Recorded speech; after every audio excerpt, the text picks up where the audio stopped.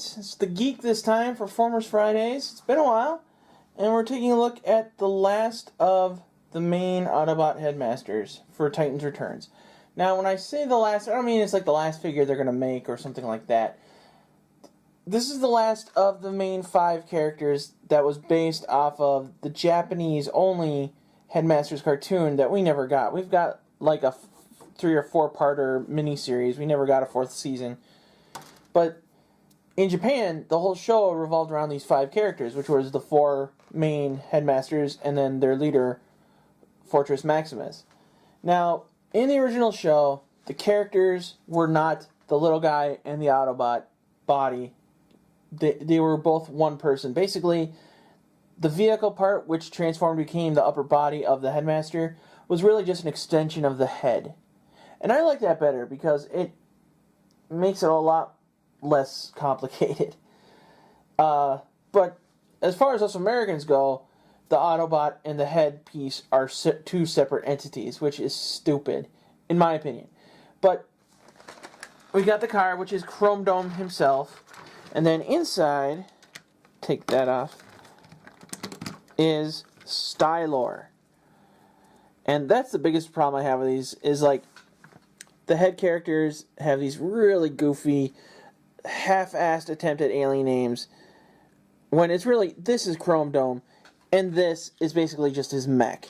But a lot of people apparently don't like that in the West, so they stuck with the original American idea from the 80s when they did the 4-parter, which was the Autobots needed to make some kind of peace offering, so they're like, well, take our heads. That's a sign of trust, right? You can take our heads, and we can't function without you.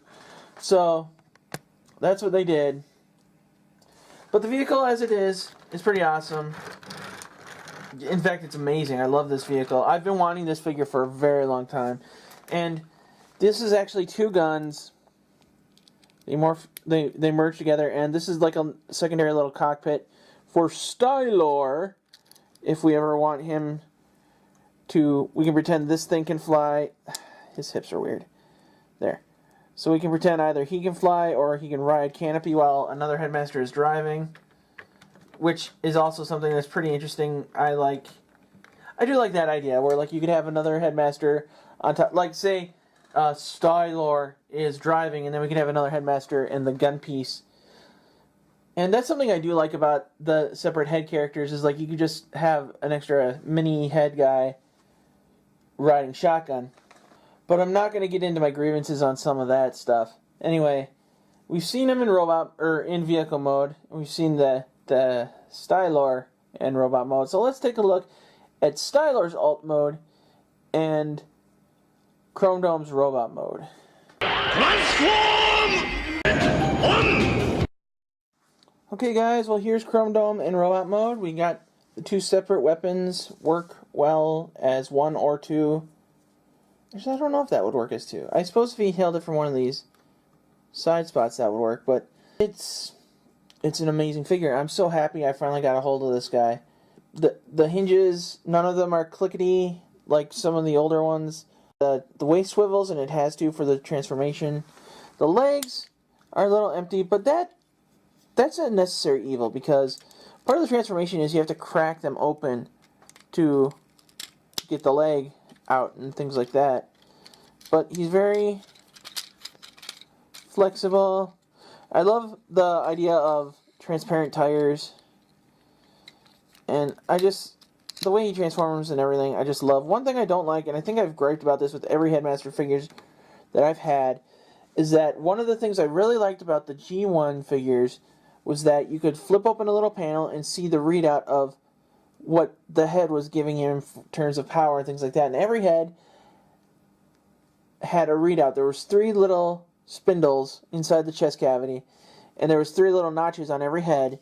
And when you plugged the head in, it would make those swivels move, and it was like a reaction to like, well, how far does each swivel get rolled back to see how strong, how smart, and how fast, I think, were the big 3 of how it worked. And it was fun to mix and match and see what could do what. But these things are a great, great reminder of at least my childhood, and I just love this little love letter to Headmaster fans that is Titan Returns. And hopefully I can snag many more of them very soon. But I hope you enjoyed it. I'm going to leave you guys with some shots I took of some of my favorite figures and the main 5 Headmasters and some little hints to the old Japanese cartoon. I really hope you like it.